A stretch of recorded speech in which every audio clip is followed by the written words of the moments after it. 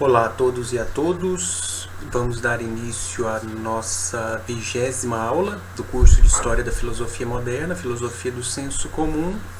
Bom, e essa será a última exposição sobre a filosofia do senso comum do Thomas Reid.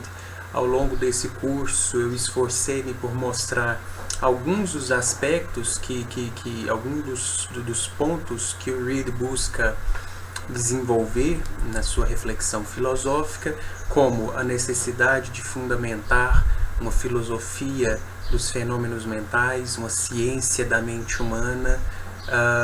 Também ocupei-me com mostrar de que maneira o Reid questiona os sistemas de filosofia do seu tempo, mostrando como esses sistemas são fundados sobre uma hipótese que é extremamente perniciosa para a filosofia, na medida em que torna o conhecimento da mente humana impossível, e assim como não apenas o conhecimento sobre a mente humana, mas o conhecimento sobre o mundo, os objetos do mundo externo, sobre a causalidade, sobre o certo e o errado, sobre a beleza, enfim, como os sistemas de filosofia nos séculos 17 e 18 conduzem um ceticismo radical aos moldes daquele encontrado no Hume.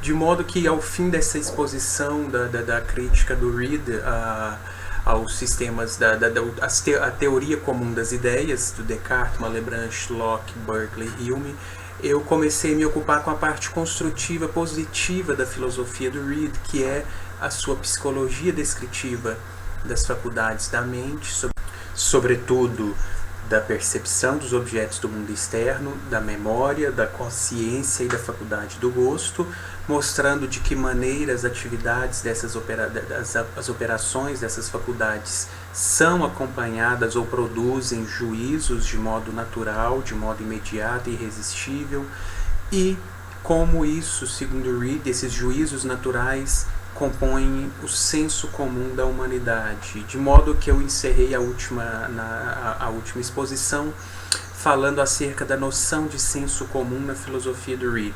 Senso comum é a constituição original da mente humana que nos determina no tocante a esses juízos e crenças, a aceitar os objetos do mundo externo como existentes, aceitar os acontecimentos do passado como verdadeiros, aceitar os objetos da consciência como existentes de fato, enfim, isso tudo é o que a própria natureza humana nos determina a aceitar como verdades, e na filosofia isso deve ser assumido, esses juízos e crenças devem ser assumidos como princípios de conhecimento, que são os princípios primeiros do senso comum.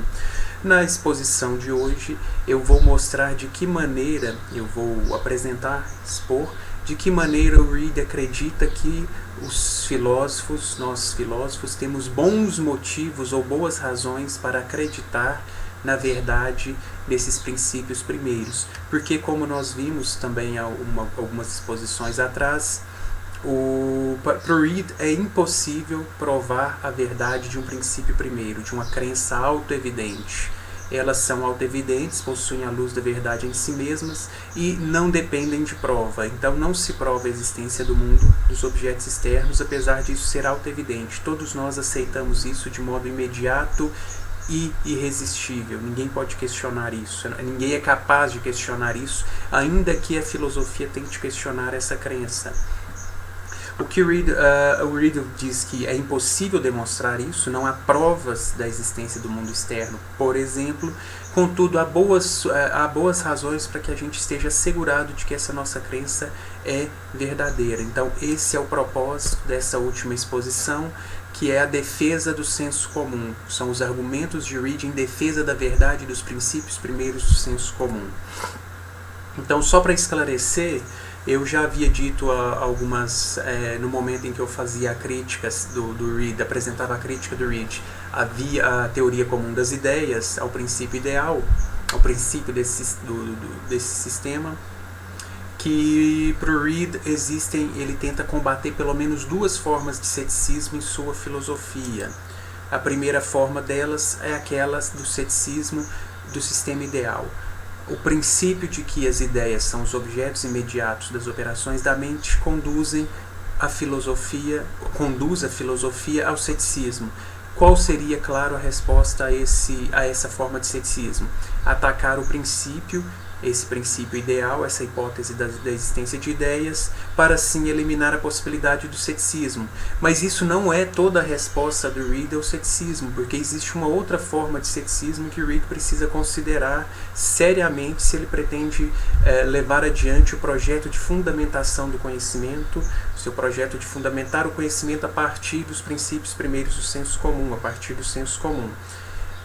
E esse é a segunda forma de ceticismo que o Reid vai responder, que é o ceticismo sobre a fiabilidade epistêmica das faculdades da mente.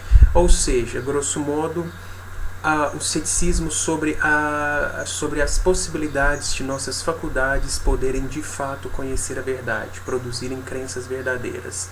De modo conciso, o ceticismo sobre a fiabilidade das faculdades mentais é aquela forma de ceticismo que coloca em questão as crenças do senso comum, as nossas crenças mais básicas, mais naturais, as crenças, por exemplo, as crenças sobre a existência das operações da mente, dos eventos passados e dos objetos do mundo externo, ou seja, as crenças da percepção, da memória e da consciência, em virtude de uma dúvida sobre as faculdades às quais elas são devidas. Então, de que maneira estaríamos garantidos de supor que essas nossas faculdades de fato conhecem os objetos do mundo externo, conhecem o passado e conhecem os estados e atividades mentais. Então, esse é o ceticismo sobre a fiabilidade das faculdades da mente.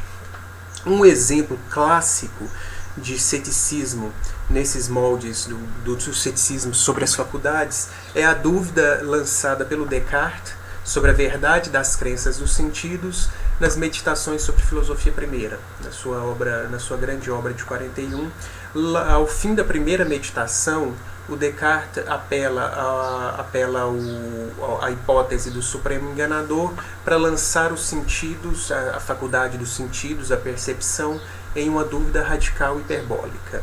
Suporei, portanto, que não há um Deus ótimo, fonte soberana da verdade, mas algum gênio maligno e ao mesmo tempo sumamente poderoso e manhoso, que põe toda a sua indústria em que me engane. Pensarei que o céu, o ar, a terra, as cores, as figuras, o som e todas as coisas externas nada mais são do que ludibrios dos sonhos, ciladas que ele estende à minha credulidade. Pensarei que sou eu mesmo desprovido de mãos, de olhos, de carne, de sangue, de sentido algum, mas tenho a falsa opinião de que possuo tudo isso. Então esse é o argumento do Descartes, que é, até que se prove racionalmente que os sentidos são fiáveis, de que a nossa faculdade de perceber o mundo é fiável, eu não aceitarei os meus juízos e as minhas crenças a respeito do mundo externo, a respeito dos objetos do mundo externo. Então o Reid, é claro, precisa responder ao cético que duvida sobre a fiabilidade das faculdades da mente, porque não é suficiente que ele apenas aponte que essas crenças são crenças originais da mente humana, as crenças que estão colocadas em dúvida. O Sutton, ele resume esse ponto, um intérprete do Hume, do Reid, da seguinte maneira: como esse é o desafio cético. O desafio cético é o desafio pela apresentação das garantias, da garantia que nós temos para supor que nossas crenças são verdadeiras. Então, o desafio cético volta-se para a noção de justificação.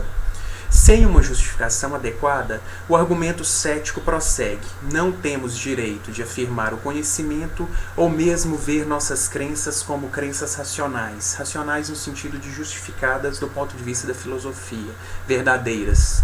Justificação é um conceito profundamente arraigado na tradição cética.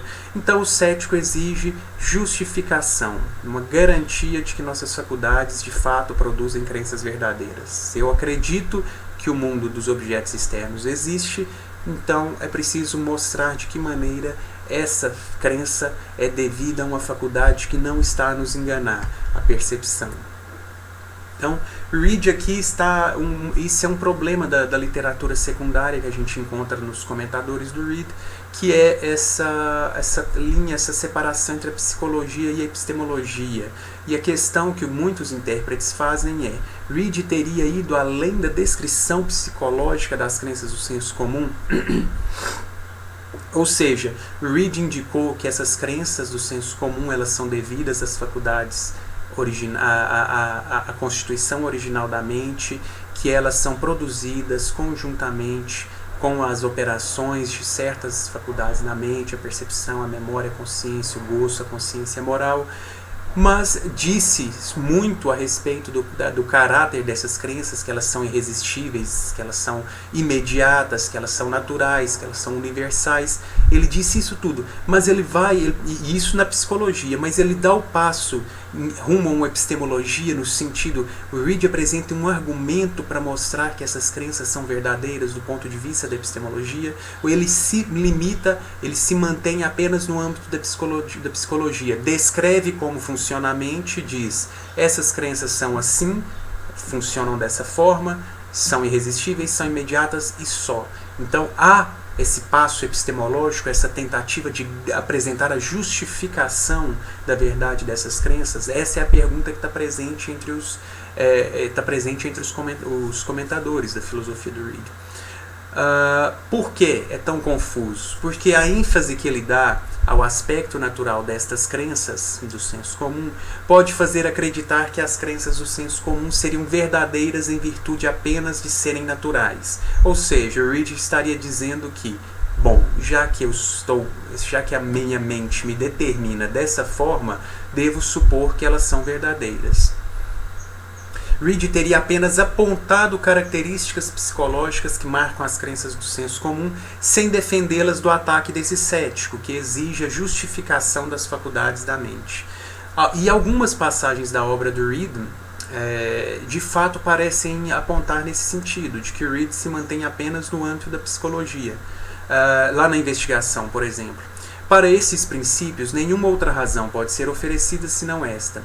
Pela constituição da nossa natureza, estamos sob uma necessidade de lhes dar assentimento. Então esse é o problema. O Reid de fato parece dizer que elas são verdadeiras apenas porque são naturais, porque produzidas independentemente de nossa vontade, imediata e irresistivelmente. Então o Reid daria esse passo epistemológico lá nos Poderes Ativos, que é uma obra que nós não estamos trabalhando, mas é que eu posso há algumas passagens em que nós podemos aproveitar. Quando o Reid está falando da faculdade moral, a consciência moral, que é diferente daquela outra consciência, a consciência dos estados e atividades mentais, aquela é consciousness, e agora a faculdade moral, a consciência moral é conscience. O Reid diz: todo homem em seu senso acredita em seus olhos, ouvidos e outros sentidos. Ele acredita em sua consciência, consciousness, no tocante a seus próprios pensamentos e propósitos, sua memória no tocante ao que é passado, seu entendimento no tocante às relações abstratas das coisas, e em seu gosto no tocante ao que é elegante e bonito. Ele tem a mesma necessidade de acreditar nos ditames claros e não enviesados de sua consciência, no tocante ao que é honroso e o que é vil, ou seja, no que diz respeito à moral. Então, o Reid enfatiza muito a necessidade de os seres humanos acreditarem nisso que as faculdades mentais indicam, e aparentemente o argumento epistemológico do Reid estaria limitado a isso, a dizer, essas são as faculdades naturais. Há alguns intérpretes, como por exemplo o Yves Michaud, tem um artigo de 1989 em que ele critica bastante o Reid por entender que o Reid faz justamente isso. Ele não teria ultrapassado a descrição psicológica e estaria tentando vencer o cético, o desafio cético, superar o desafio cético apenas dizendo que as crenças são naturais. E como muito bem o Michaud aponta, isso está presente desde o Descartes, está no Locke, está no Hume também. Essa insistência, todos esses autores reconhecem que essas crenças que acompanham as operações das nossas faculdades, essas crenças são naturais, elas são irresistíveis, todos eles falam a esse respeito, e nenhum deles aceita isso como uma justificação adequada para a verdade dessas crenças. Então Reed teria perdido o ponto, não teria acertado o alvo, porque, e esse é o argumento do Michaud e alguns outros intérpretes, é dizer, bom, já mesmo o Hume, que é o grande adversário do Reed na filosofia, mesmo Hume reconhece a naturalidade dessas crenças, o fato de que elas são irresistíveis, e isso não serve de argumento para se julgar que essas crenças são verdadeiras. Por que que Reed está fazendo isso? Então ele teria errado, ele teria perdido o ponto e não teria entendido que dizer que as crenças são naturais não é suficiente para defender a verdade dessas crenças. O que, é claro, é uma interpretação equivocada, porque desconsidera vários momentos da filosofia do Reed, vários argumentos a esse respeito. Porque, é claro, o Reed diz, não podemos provar a verdade dessas crenças. Então nós não devemos achar em momento algum que o Reed está apresentando argumentos que vão demonstrar a verdade das crenças do senso comum. Contudo, em mais de um momento, Reed fala sobre a necessidade de nós colocarmos esses princípios primeiros, que são auto-evidentes e não podem ser provados, em um lugar, numa posição em que nós possamos analisá-los e ver a evidência desses princípios, perceber a evidência desses princípios. Ou seja, é possível argumentar no sentido de mostrar que há sim bons motivos para supormos que esses princípios, essas crenças do senso comum são verdadeiras, desde que elas estejam colocados no lugar próprio para serem apreciados. De modo algum, Reed demonstra que o mundo existe, que a mente existe, que a causalidade existe, que a memória é fiável. Contudo, Reed mostra que temos bons motivos para aceitar isso, que essas crenças são verdadeiras. Então eu me ocuparei de apresentar pelo menos três argumentos do Reed, em que devem ser entendidos como argumentos em favor da verdade dos princípios primeiros do senso comum, que não são provas da verdade desses princípios, apenas boas razões. E, bom, esses são os três argumentos. O primeiro deles eu chamo de argumento da circularidade inevitável, o segundo da arbitrariedade filosófica e o terceiro, argumento do funcionamento adequado das faculdades da mente, das operações mentais. Bom, o argumento da circularidade inevitável. Então, revela porque toda investigação filosófica poderia, então os filósofos estariam legitimados, começar pela aceitação da fiabilidade de todas as faculdades da mente e, consequentemente, a verdade das crenças que lhes são devidas. Então, Reed explica que o processo de tentar oferecer a prova da fiabilidade das faculdades implica uma circularidade inevitável. É impossível provar este ponto, ou seja, que nós podemos confiar que as crenças produzidas por essa faculdade são verdadeiras. É impossível provar isso sem apelar às próprias crenças devidas às faculdades cuja fiabilidade está em questão. Então você não pode provar que a percepção, por exemplo, as crenças perceptivas são verdadeiras sem se apoiar minimamente sobre algumas dessas crenças perceptivas. Então, no caso, um dos exemplos que o Reed usa é o da fiabilidade da faculdade de raciocinar. Se a honestidade de um homem é colocada em questão, seria ridículo remetermos-nos à palavra do próprio homem, seja ele honesto ou não. Há o mesmo absurdo na tentativa de provar por qualquer tipo de raciocínio, provável ou demonstrativo, que nossa razão não é falaciosa, uma vez que o próprio ponto em questão é saber se podemos confiar no raciocínio. Então, da mesma maneira que no tribunal você não pode apelar ao testemunho daquele que está sendo julgado, daquele cuja honestidade está em questão, você não pode, na filosofia, apelar às faculdades para provar a fiabilidade delas mesmas.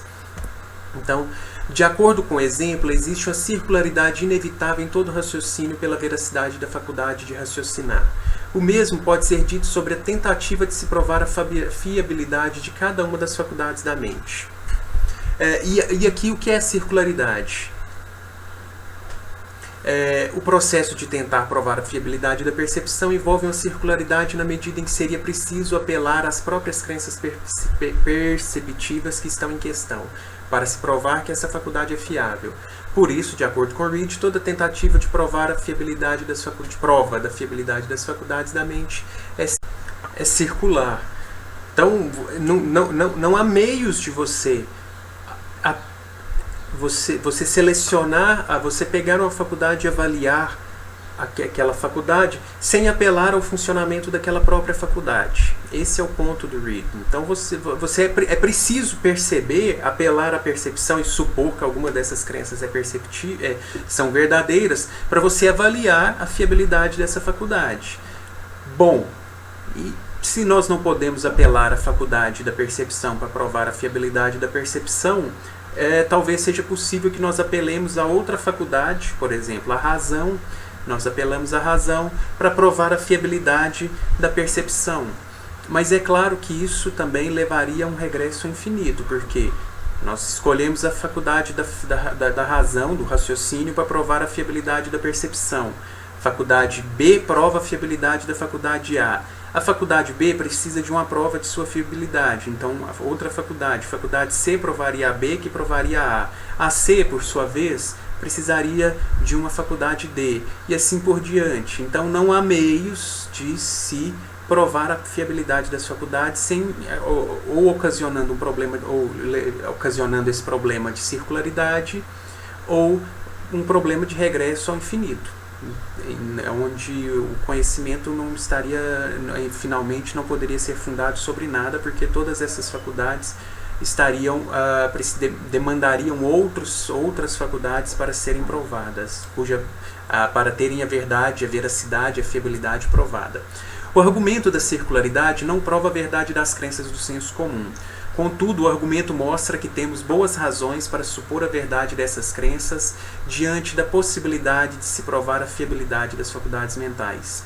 O Reid mostra que o cético encontra-se diante de um dilema: negar a fiabilidade de todas as faculdades mentais, assumindo uma forma radical de ceticismo, ou aceitar igualmente a fiabilidade de todas elas, pois nenhuma estaria mais assegurada que outra.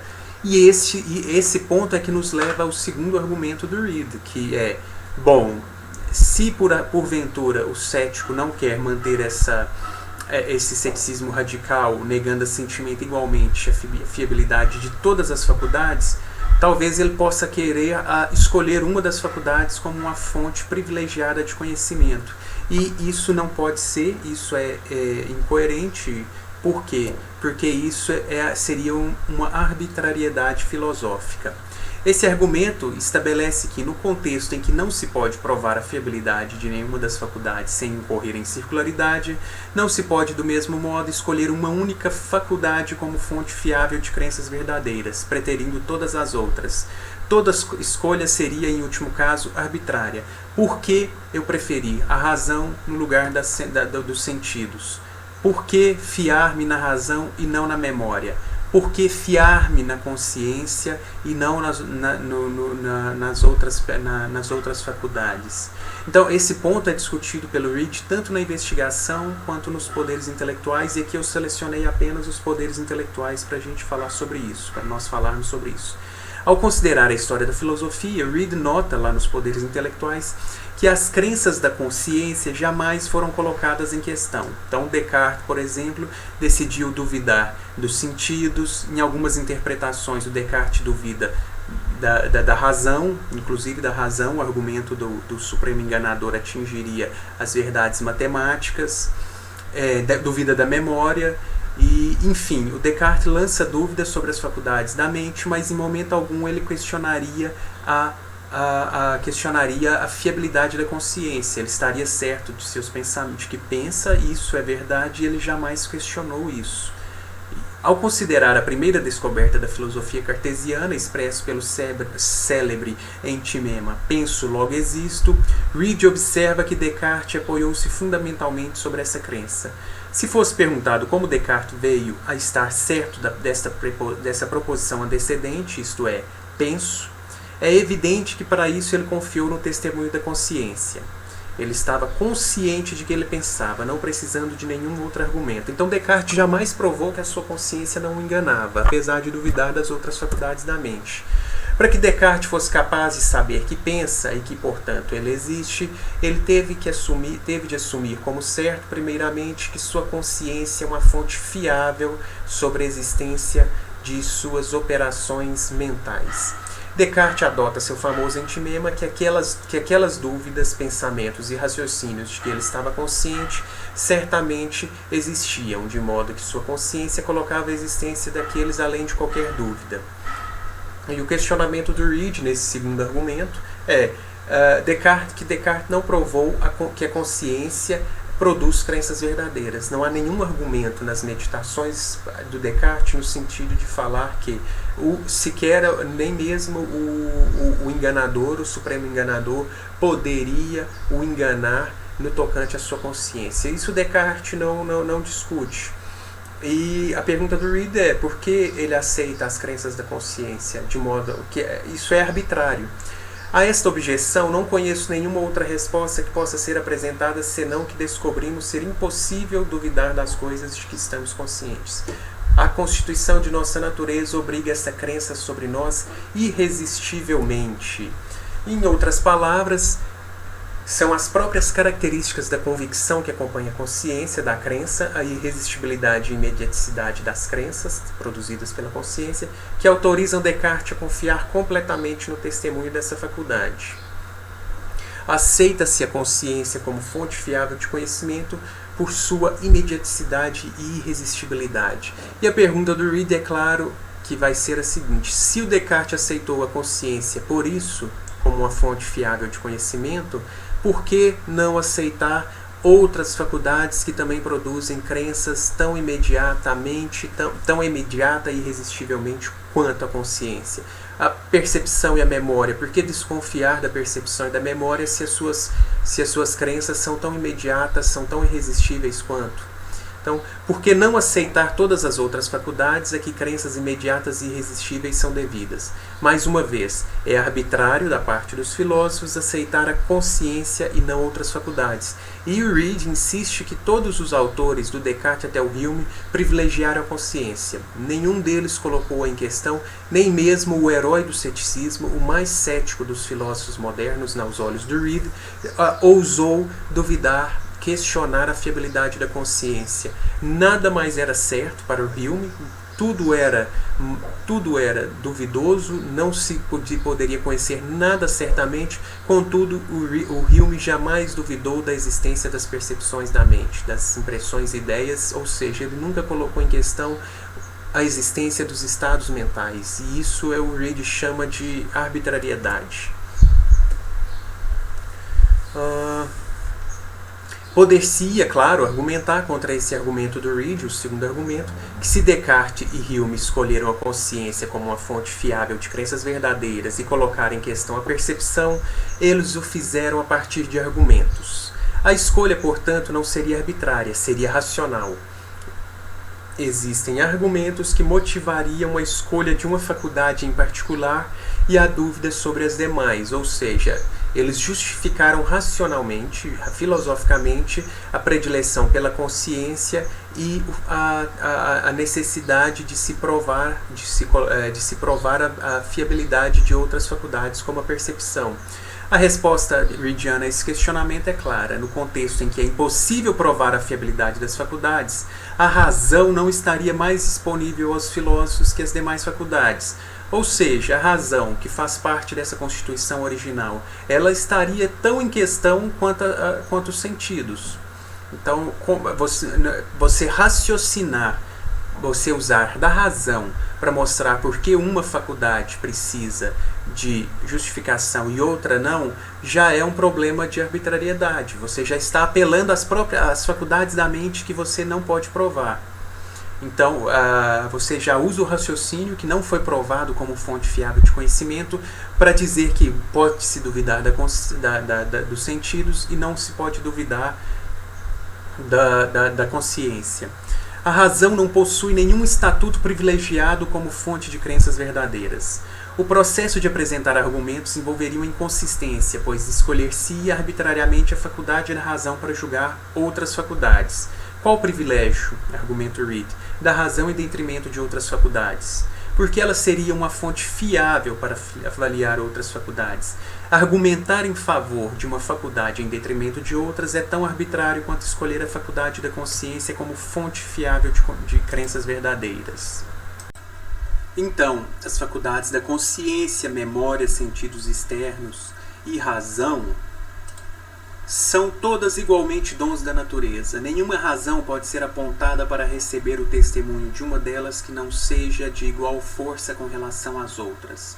Os maiores céticos admitiram o testemunho da consciência e admitiram que o que ela testemunha deveria ser mantido como um princípio primeiro, ou seja, o Hume. Se, portanto, eles rejeitam o testemunho imediato dos sentidos ou da memória, eles são culpados de inconsistência. Aí, para se falar a verdade, o Reid não usa a palavra arbitrariedade. Não fala em escolha arbitrária, fala apenas numa escolha inconsistente da parte dos filósofos em rejeitar umas faculdades e aceitar outras. Então, a maneira correta de se proceder seria, claro, aceitar todas elas ou rejeitá-las todas. O meio termo não está disponível para o filósofo que quer ser consistente. E o último argumento, o argumento do funcionamento adequado, que está presente em diversas passagens dos poderes intelectuais. Reid argumenta que não existem motivos para se questionar a fiabilidade dos poderes mentais quando eles estão em condições boas e saudáveis, visto que os erros muitas das vezes podem ser explicados mais por desordens e enfermidades que afetam a mente do que por uma inclinação geral ao engano. Então o ponto é que, não provamos a fiabilidade das faculdades, porque isso envolveria circularidade ou arbitrariedade, inconsistência da parte dos filósofos. O que é possível fazer? Vamos abandonar a investigação filosófica? Não. Por quê? Nós temos bons motivos para aceitar que, se nossas faculdades estão saudáveis, se a nossa mente está saudável, nós estamos diante de crenças verdadeiras. Elas são capazes, as nossas faculdades, de uma mente saudável e madura, de produzir crenças verdadeiras. Então, por exemplo, no contexto em que Reid discute a admissão das crenças produzidas de modo imediato e irresistível, ele diz: tudo o que tem a dizer sobre isso é que nossas mentes estão sujeitas, em nosso estado presente, assim como os corpos, a desordens estranhas. Como não podemos julgar a constituição do corpo a partir das desordens e doenças às quais ele está sujeito por acidente, do mesmo modo não devemos julgar os poderes naturais da mente a partir das desordens, mas a partir de seu estado saudável. E outra passagem, Reid vai negar que os erros decorrentes dos poderes mentais afetados por alguma desordem sejam suficientes para considerar esses poderes como sendo falaciosos. Imaginação, memória e os poderes de julgar e raciocinar estão todos sujeitos a serem feridos, ou mesmo destruídos por desordens do corpo, assim como nossos poderes de percepção. Contudo, nessa explicação, não os chamamos de falaciosos. Então, se a mente é saudável, se a mente funciona de maneira adequada, se é o proper function, o funcionamento adequado da mente, não há motivos para supor que esses poderes, essas faculdades mentais levam ao engano. Contemporaneamente, no século XX, surgem algumas teorias da justificação epistêmica, teorias das garantias da verdade de nossas crenças, que são teorias que são chamadas de teorias do funcionamento adequado, do proper function. Um dos grandes expoentes dessa teoria é o Alvin Plantinga, um filósofo americano, defensor dessa teoria de que nossas crenças estariam garantidas, que nós temos garantias de nossa crença, desde que a mente funcione de maneira adequada. É claro, é uma longa discussão, ele tem um livro volumoso para explicar os seus argumentos, mas o que importa notar é que ele diz que a sua filosofia do proper function, do funcionamento adequado, é de inspiração reidiana. Ele é completamente seguidor do Reid nesse ponto, a respeito de como podemos confiar nas faculdades da mente, desde que a mente esteja sã, seja uma mente madura. E o Reid continua ainda nos poderes intelectuais. dizendo que os erros são mais decorrentes de certas desordens e enfermidades que afligem a mente do que de uma inclinação geral da mente humana ao engano. Então não se mostrou ainda, não se provou que a mente humana, a constituição original, está inclinada ao erro. E quando nós conseguimos identificar esses erros, eles estão muito mais ligados a desordens ou enfermidades da mente que prejudicam o funcionamento das faculdades do que uma inclinação.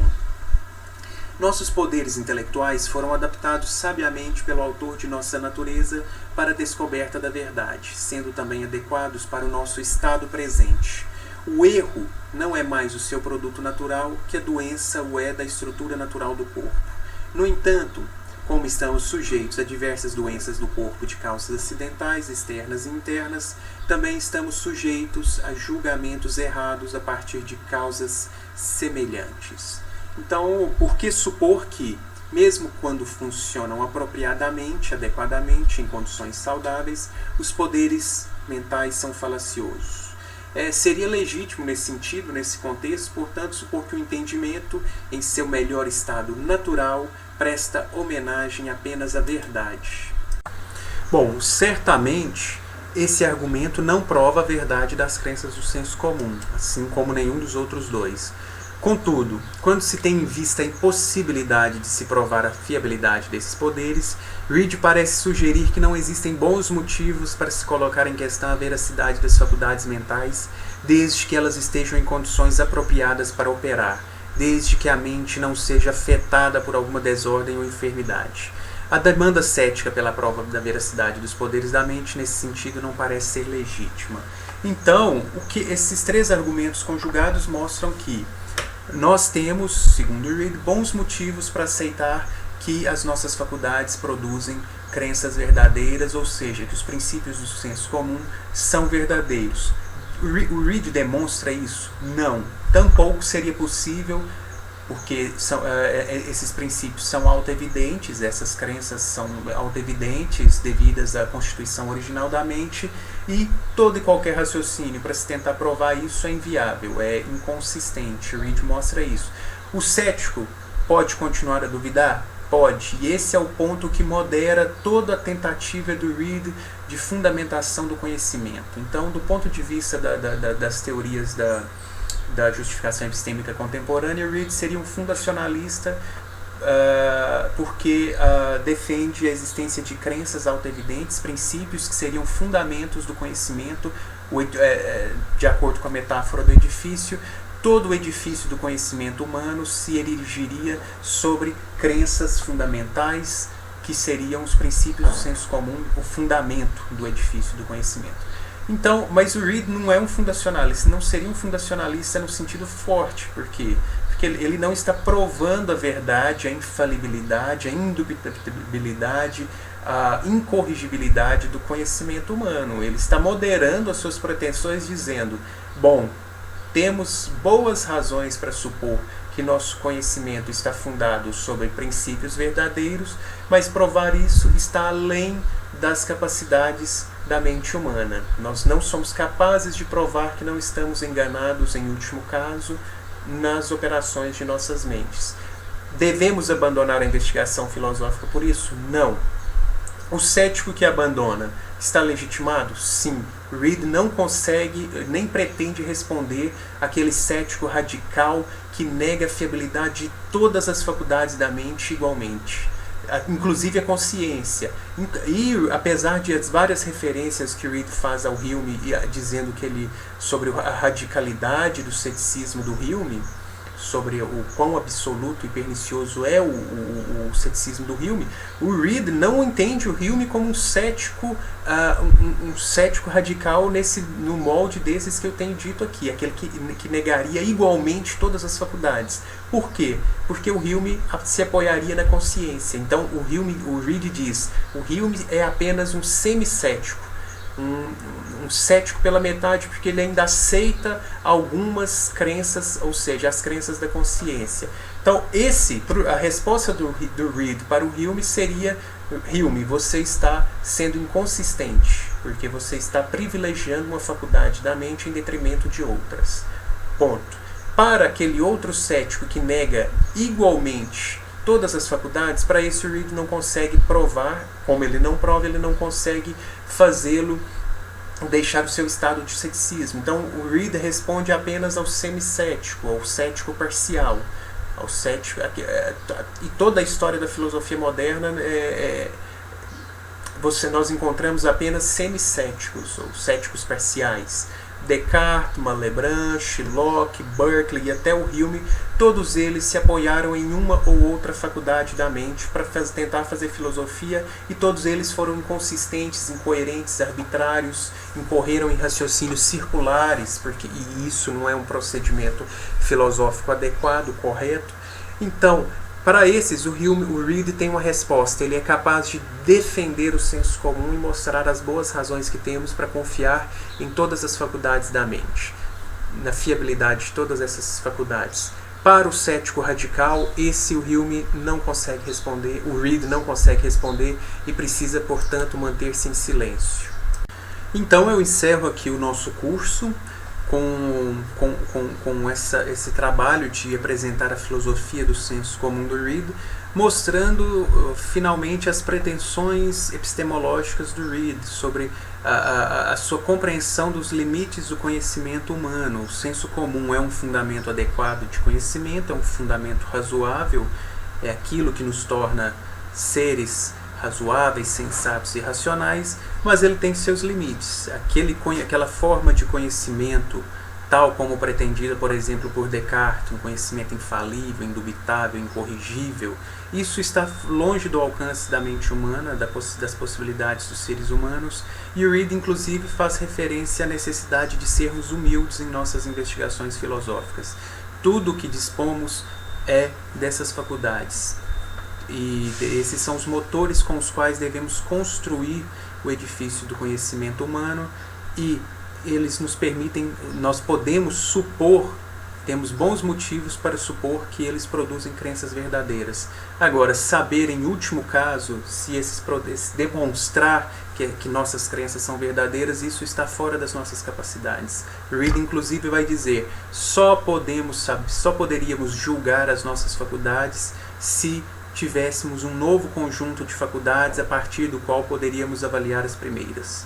Então, o segundo conjunto de faculdades permitiria avaliar sem inconsistência, sem incoerência, sem arbitrariedade o primeiro conjunto de faculdades.